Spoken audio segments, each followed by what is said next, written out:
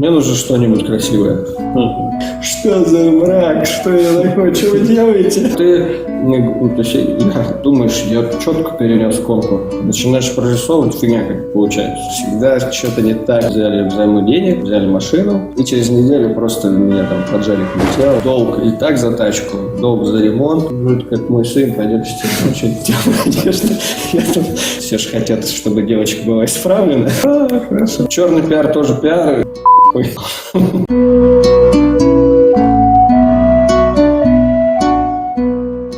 Ну, для начала приветствую тебя. Привет. Очень рад, что ты приехал. Я понял, что если нужно на 100 встретиться, лучше сделать сейчас, иначе потом не получится, потому что каждый день как на вулкане, правда. Я буквально вот только вчера досогласовывал второй макет по второй стенке, и сейчас начну тоже делать.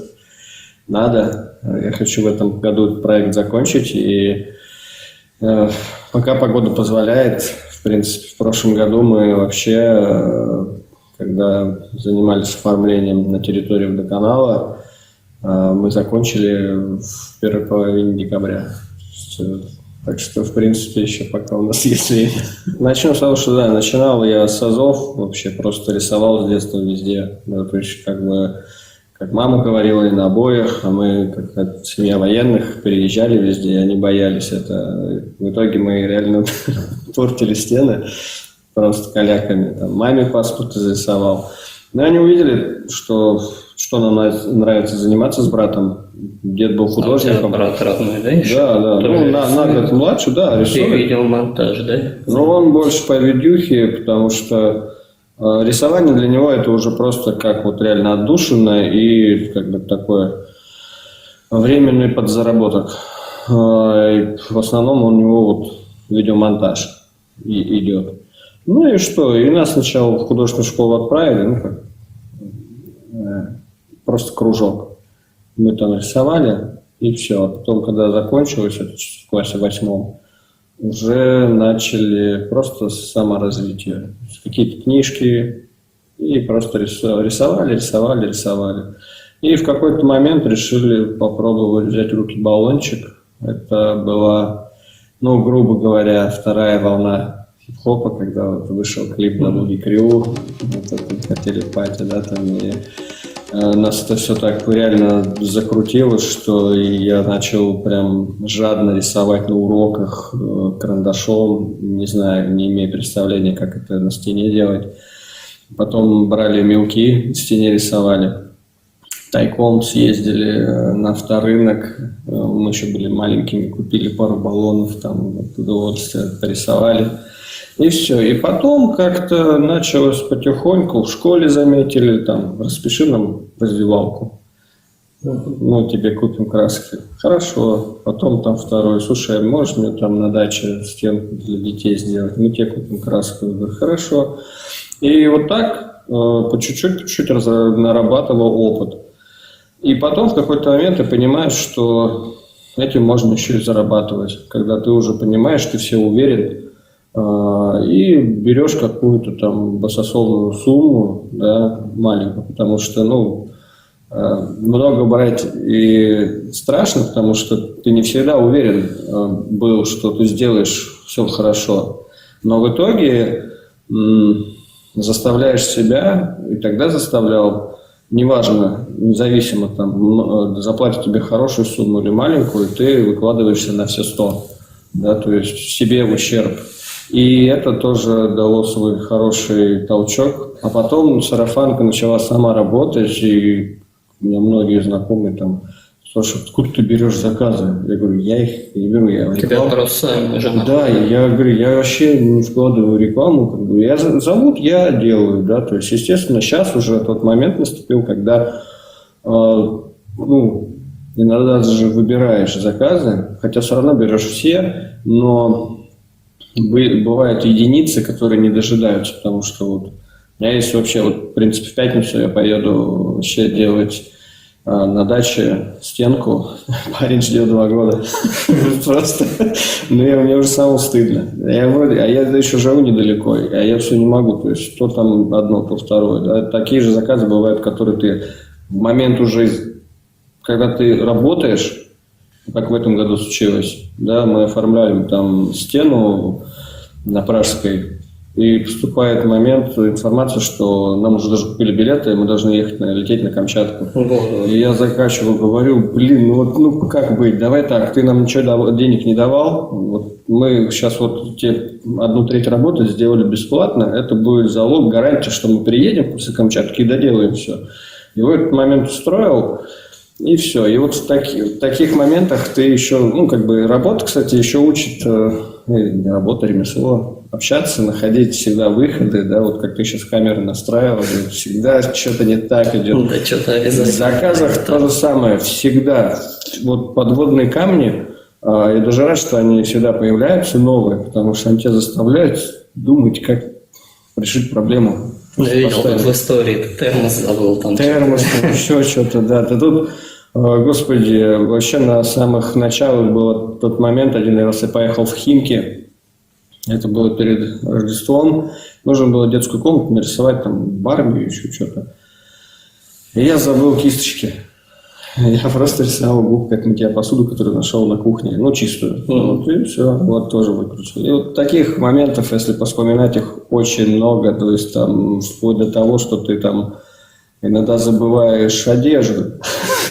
И какой выход? Ты на улицу не можешь в парадной рисовать, ты просто выворачиваешься наизнанку, одеваешься и рисуешь, потом обратно переодеваешься. Там со скотчем, когда не заморать там кеды, ты берешь просто скотчем малярным, обмотал и все. Ну и вот уже этих лайфхаков ты в своей жизни столько насобирал, что даже приятно, когда ты с кем-то делишься, что для тебя кажется очень простой, уже банальной вещью, кому-то это прям открытие космоса. Первую картину рисовал на России. Начали мы вообще с Сенной площади, получилась такая история, что был 16-й год, да, и как у всех бывает, да, чтобы сначала что-то было хорошо, нужно сначала что-то было плохо, да, и у меня в этом году тоже было такой момент, что мы взяли взаймы денег, взяли машину в апреле, да, в Солярис, и через неделю просто меня там поджарик влетел, чудом остался жив. И все. Долг и так за тачку, долг за ремонт, потому что там получилось так, что я в состоянии таком, что моя вина. А там хотя спорный вопрос был. Вот, и все. И я на своих двоих через неделю, хотя у меня еще было там воскресенье, я уже скакал по лесам, рисовал витраж, который ни разу в жизни не делал. Только единственное, что витражи, стекла, их расписывают в горизонтальном положении. Ко мне обратились, когда уже окно ставили. Мне еще сложнее было. Мало того, что я никогда этого не делал. Тут еще, рисуй, вот тебе окно, делай. Но все круто получилось. И в этом же году на 9 мая я поехал просто порисовать, нас пригласили для ветеранов. Там как раз я познакомился с Серегой, с кем с того момента мы как два напарника очень круто сработались, и он рад, и я рад. И в этот же день мне звонят с Подольской администрации, да, там обращаются расписать фасад пятиэтажного здания, посвященный подольским курсантам. Я вообще не знал, как, что, куда. И я не знаю, почему с первого хода говорю: Серег, мы только с ним познакомились, и говорю: пойдешь, поможешь? Да. И вот после того заказа мы сработались. И когда нас заметили, нас посоветовали уже в Серпуховскую администрацию. Мы приехали в главе города, тогда Жариков был. С ним переговорили. Он сказал, что да, нам нужно расписать Россию. Как раз она начала тогда только вот ее ремонтировать там. Говорит, но мы должны вас проверить. И прежде чем делать это, сделайте нам Сенную площадь. Ну и там начали просто тоже высасывать макеты с пальца, отталкиваясь от старинных фотографий. Макет это через Photoshop просто соединяли картинки? Да. Я вообще до этого работал дизайнером, полиграфистом, иллюстратором. И мне это, в принципе, все уже легко. И тогда мы с горем пополам какой-то макет сделали. Но, естественно, любой макет, он чисто макет. Все, что переносится на стену, ты уже в визуале импровизируешь, потому что не всегда то, что хорошо выглядит на маленьком экране, хорошо выглядит на большой стене. Ну, понятно. Я с таким сталкивался, но не в таком масштабе. И я рад даже все равно, что это произошло, чтобы переварить эту ситуацию в себе и понять, как к ней относиться в следующий раз уже. Тут я-то понимал, что будет все хорошо, да, а люди, некоторые, то, что вижу, то и думаю, то и говорю. Но да? тебя напрягает то, что так думают, да? Поначалу, знаешь, да, то, что а потом потом я всё равно просто поймутся. бананы в уши и весь день на стенку, да, один раз даже глава города подъехал, а я не знал, что он стоит за спиной, я сижу, рисую, там, ко мне подошли, типа, ты повернись хотя бы, вот. И в итоге, потом, когда уже начала картина вырисовываться, уже начало все успокаиваться. С Сенной площадью произошло наоборот. Мне кажется, это был первый масштабный такой, для того момента масштабный проект. Тогда прям люди, только были какие-то первые очертания, хотя тоже там, в принципе, там тоже была в самом начале такая еще, как сказать, страхолюдина, да, и все равно уже нравилось. Но в данный момент тут, не знаю, как так сыграл фактор, может, кто-то еще масло в огонь подлил, да, там специально подогреть. Но в итоге сейчас... Само собой, да, черный пиар тоже пиар, и, в принципе, за этот момент ко мне очень много еще прилетело подписчиков, и поэтому говорю, в принципе, я, наоборот, и опыт получил, да, и переварил такую, как бы, ситуацию в себе, понял, как к ней относиться еще с другой стороны, увидел, кто может поддержать такой момент, да, то есть слово. И, в принципе, просто то, что ты заставил себя еще больше не опускать руки, да, ты понимаешь, что на тебе еще больше ответственности, потому что там за тобой наблюдают и еще усерднее. Все же хотят, чтобы девочка была исправлена, а я ее исправил в самый крайний момент. Я, как бы оттягивал до самого последнего момента, потому что они на переднем плане. Вот. Но в итоге все получилось очень круто. 60% было импровизации, доработки прямо на стене, то есть там коты, там девочки. Так ты сходу зарисовал. Ну да, как ты, то есть я, грубо говоря, чтобы нарисовать что-то, мне нужно понять, как оно выглядит. И, естественно, я там смотрю, подбираю там ракурс животного, да, и смотрю, как у него там изгиб, все вот это, да, выглядит, ракурс. И потом уже ты видишь, какая у него там примерно раскраска, ты уже импровизируешь на стене, да. Допустим, с городом вот этим, там вообще все из головы было. То есть, единственное, что переживал за цветопередачу, да, хотел, как бы, чтобы передать вот этот момент такого светового дня. И, естественно, кстати говоря, у нас не только с этим проектом так было. Прежде чем нарисовать что-то светлое, ты должен нарисовать что-то темное. У нас на темном уже свет. Да, один раз вот Серега, ему нужно было нарисовать яркие цветы. Он берет стену на детской площадке черным цветом заливает, и там тоже как, что за мрак, что это такое, что вы делаете? Да. А потом, когда начались цветочки появляться светлые, все так сразу, хорошо. На разметку вот я видел, как вариант вот эти треугольнички, кружочки, Да. как вообще? Слушай, как по ним поначалу ориентируешься? мы думали, что проектором легче всего, но потом поняли, что, во-первых, у проектора у него еще и искажение есть. И чем он дальше от стены, а тебе нужно его дальше от стены отодвигать, потому что стена большая, у него линза круглая, и все изображение еще по периферии, оно как закругляется. И поэтому ты так думаешь, я четко перенес контур, начинаешь прорисовывать, фигня как получается. И мы поняли, что это еще лишняя трата времени, да, нужно вечер, нужно там электричество, туда-сё. И мы натыкнулись вот на такой способ, когда ты просто переносишь любые символы, кому как удобнее, там, геометрические фигуры, еще что-то, фотографируешь эту стену, да, открываешь Photoshop, открываешь уже сфотографированную стену с этими символами и переносишь свой макет туда. Ну и там уже манипуляция, делаешь полупрозрачный слой, и ты видишь контур объекта, который вот ложится на вот эти крестики, там нолики, и его переносишь. А потом мы решили попробовать просто нарисовать кривую сетку, и это оказалось еще удобнее. Единственное, что иногда ты можешь переборщить в плане то, что тебе нужно нарисовать там на 1/3 стене, да, и ты наносишь сетку чуть больше. И потом, если у тебя в макете исходном фона нету, то сетку нужно как-то удалить. И поэтому иногда лучше сетку нанести меньше, да, но вручную уже доработать само там лицо, контур еще как-нибудь. Вот. Но в данном случае я на фасаде вообще просто сетку вот весь фасад фиганул, потому что я знал, что я его все равно весь закрашу. А на второй стене чего там планируется? Продолжение я как бы Та же тематика. да, заранее подъехал, сфоткал вот так вот угол дома, чтобы, грубо говоря, композиция продолжалась, да, чтобы не было так, что стена одна, потом зашел, вторая совсем другой. У меня, получается, переход будет. Но там тоже будут такие старинные домики, да, и один ребенок с животным, собакой. Вот, так как там у нас еще конусовидная часть, да, то есть я решил сделать улицу, которая уходит вверх по ступенькам, так, между домами. Вот. Ну и добавить в этот раз зеленцы, там, плющи какого-нибудь еще. Но тоже макет точно так же, я так бля-бля-бля. Вот так будет. Хорошо. Как это вообще все происходит? Вот этот макет, это все как ты прорисовываешь, предлагаешь, там выбирать. Бывает по-разному, да. Иногда бывает самое вот такое.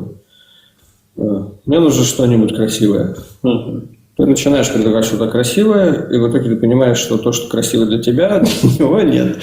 Вот. И в итоге как бы идет размусоливание макета.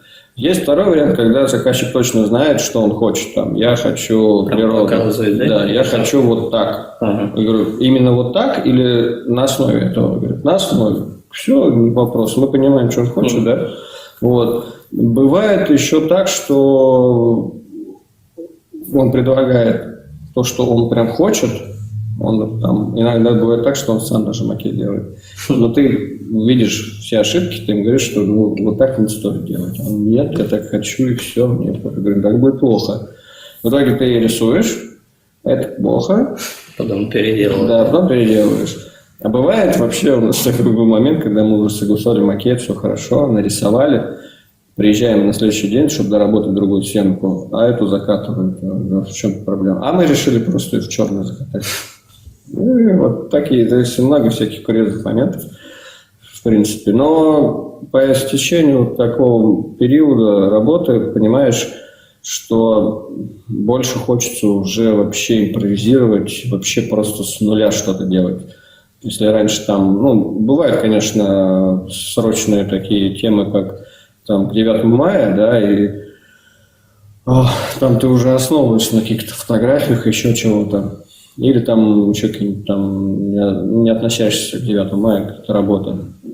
А, допустим, нам понравилось в прошлом году, когда была территория водоканала в Подольске, и директор просто подходит и говорит, я вам доверяю, сделайте красивые. Вот это было самое клевое. Мы реально просто от души поработали. Пусть в холод, в сырость, вот, но в итоге мы сделали очень клево, и не прошло и полмесяца, как раз таки мы закончили там к ноябрю. Он говорит, нам надо продолжение, вон ту часть. И вот мы как раз еще уже -5, -7, и мы баллоны греем на батареях, там, да, в перчатках, ты рисуешь по 5 минут, потом относишь их греть, берешь такие же баллоны, которые уже нагреты, рисуешь дальше, и вот так вот весь день, как на мороз, да. Вот. А по мокрой стене нормально ложится краска? По мокрой нет. По мокрой вообще лучше не рисовать. Сейчас же вообще, по идее, не сезон, да? Ну, вообще сезонный, но... Нет. Зимой в помещениях. В основном, да, но бывает то, что и на улице, когда стена сухая, то есть, допустим, даже в дождь, как вот на этой дружбе. Под козырьком, допустим. Дождь лил, но на стену не попадал. Максимум, что вот где-то снизу, да, но ты снизу вот рукой смахнул и порисовал. А бывает, наоборот, когда стена просто течет, тогда ты не рисуешь. Зимой вот мы в Беломорск ездили, просто для себя тоже порисовать. Подходим к стене, она в инее. Мы ждем, когда солнце вот так ее нагреет, и не пропал, мы рисуем. Как раз в тот момент я забыл зимнюю обувь. Заходила женщина, говорит, типа, вроде как мой сын, пойдем стену, очень теплая одежда. Я там зашел в магазин, хотел купить шерстяные носки, оказались одни какие-то женские, там с узором, говорю, давайте, мне все равно. И говорю, вот выкручивались как могли. Вот. А так, насчет вот работы, ну, зимой, максимум, единственное, что мы теперь еще практикуем, это на снегу вытаптываем или намешиваем воду с колером, на водной основе, через клинкера, которые распрыскивают, что-нибудь рисуем. Просто. Ну, хоть иногда просто тоже что-то для себя хочется, особенно перед Новым годом, повеселиться, там, поднять настроение всем. Просто вот когда за прошлом году снега не было, мы снежинку на грязи просто рисовали здоровую снежинку. Ну, тоже под такую новогоднюю музыку. Ну, получилось забавно, интересно. Я, наоборот, кстати, насчет снега видел, дедушка на льду лопатой вычищал снег, рисовал большие открытки. И после смерти, так как он вдохновил, люди начали это делать за него. То есть там прям... Я не помню, как его зовут, но там очень красивые такие. У него простые изображения, новогодние, зимние, но они прикольные, они здоровые. Прям вот он ходил лопатой, прям вычищал графично марку, там, да, изображение там, Снеговика, там, Деда Мороза, ну, то есть, ну, надпись Нового года. Ну, вот как это вообще размерять-то? Вот это да. Ровно на земле тем более. Как он это делает, я не знаю. Мы, конечно, применяем квадрокоптеры, да, хотя иногда и на глаз тоже делали, поначалу самому как-то вот так. Там отходишь, смотришь, да, хотя как это видеть. А потом уже с квадрокоптером, то есть, причем, когда ты начинаешь что-то делать правильное, Вселенная тебе помогает, и реально появляются люди, которые готовы тебе помочь. Вот. У нас также появился человек с квадрокоптером, потом второй, потом один. Можно ли тоже с вышкой также? Или нет, с вышкой это помощь администрации, комбинат благоустройства, да, либо ты уже за свой счет. Заказы. А так, если где-то в Домодедово сейчас рисуешь? Ну, в Домодедово там не вышка, там стремянка. Допустим, вот в Чехове мы в этом году делали Гагарина, там пришлось за свой счет заказывать строительную люльку вот эту, которая вверх-вниз, да, как бы, ну, пришлось, потому что вышка от администрации, она просто не могла там никуда подъехать. Поэтому время шло, пришлось, будем тогда заказывать сами за деньги, что поделать. Вот, такой опыт тоже нужен.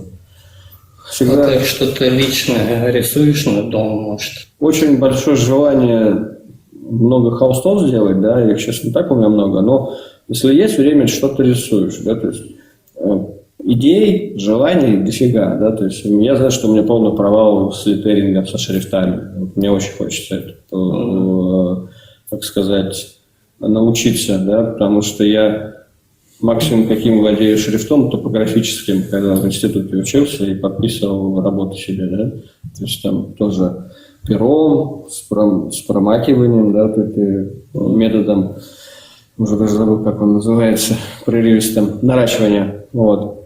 А вот чтобы какой-то такой тегинг делать, я, конечно, слабоват очень. Да. Ну и то же самое, как большие куски, то есть вешать шрифты на стену, да, красивые. У меня пока тоже. Хотя с этого я в кучерявые годы начинал, наоборот.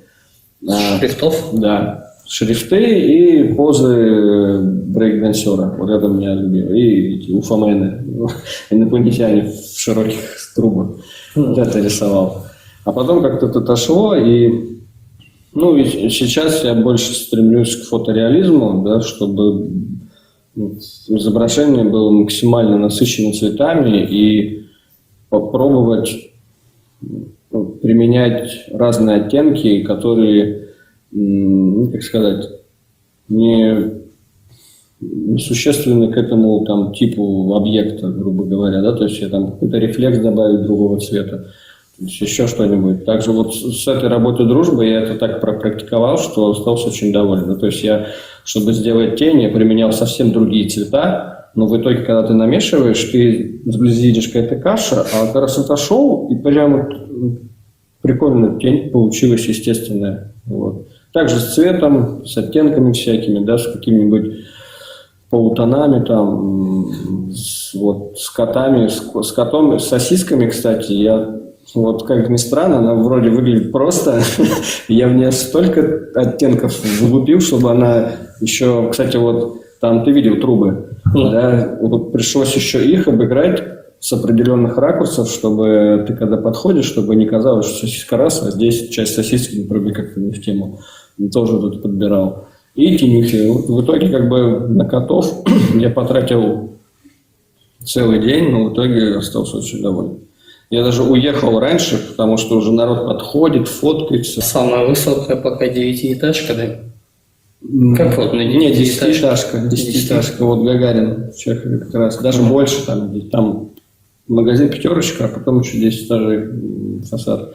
Там сколько получается? Ну, 3 метра этаж, ну, ты считай, да? Как краску вообще рассчитать? Так, по ходу дела, по ходу рисунка? Лучше взять не надо поменьше, но потом докупить.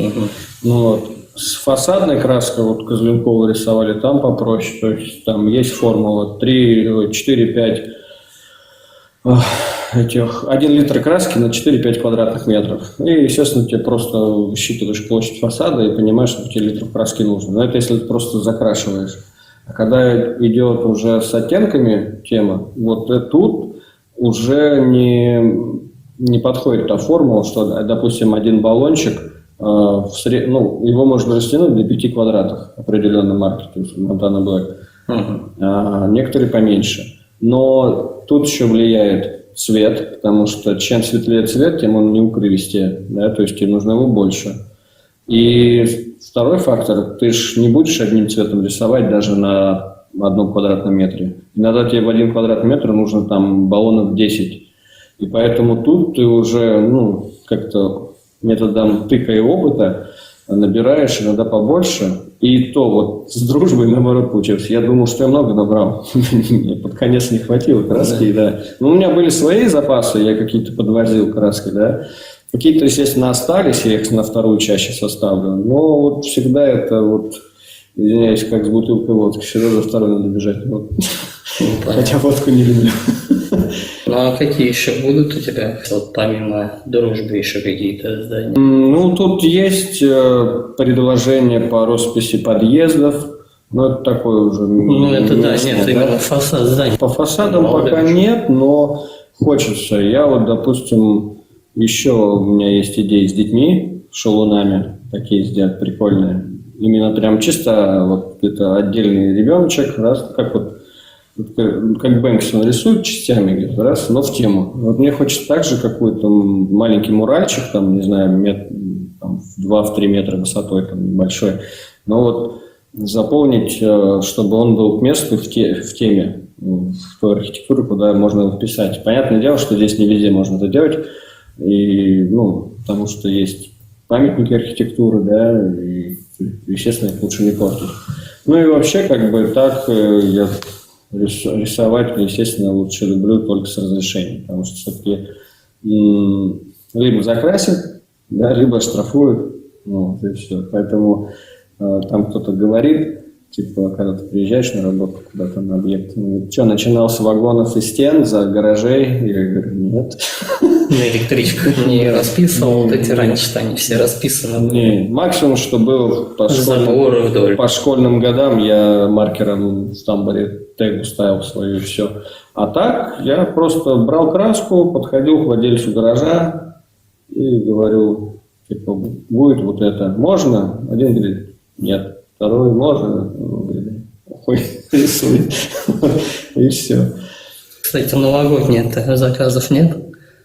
Что-нибудь под Новый год? Они возникают только в декабре, причем сразу со всех сторон. Хотя у тебя может быть вот всегда говорить, что сначала может быть неделя тишины, ты понимаешь, что-то не так. И потом их как прорывает в один день со всех сторон. И ты там уже и брата, и Серегу, еще кого-то. То есть у тебя рук не хватает. И иногда получается, что днем на одном объекте, ночью на другом. И потом через неделю ты вот такой. Вот. А хочется уже спокойствия. Хочется вот один сделать заказ, пойти спокойно к второму. А у тебя так не будет. Ты вот всегда, не знаю, как в нересте рыбу. И все.